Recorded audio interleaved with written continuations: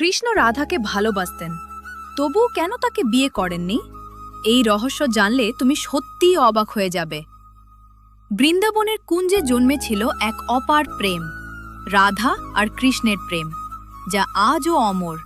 কিন্তু প্রশ্ন হলো, এত গভীর ভালোবাসা থাকা সত্ত্বেও কৃষ্ণ কেন রাধাকে বিয়ে করলেন না? কারণ তাদের প্রেম ছিল সাধারণ প্রেম নয়, এটা ছিল দিব্য প্রেম, যেখানে কোনো বন্ধন নেই, কোনো সামাজিক নিয়ম নেই। কৃষ্ণ ছিলেন সবার, তিনি শুধু একজনের জন্য আবদ্ধ থাকতে পারেননি। আর রাধা, তিনি ছিলেন কৃষ্ণের আত্মা। তাই তাদের প্রেম বিয়ের সীমায় আটকে যায়নি, বরং হয়ে উঠেছে চিরন্তন, যেখানে বিচ্ছেদও ভালোবাসারই অংশ।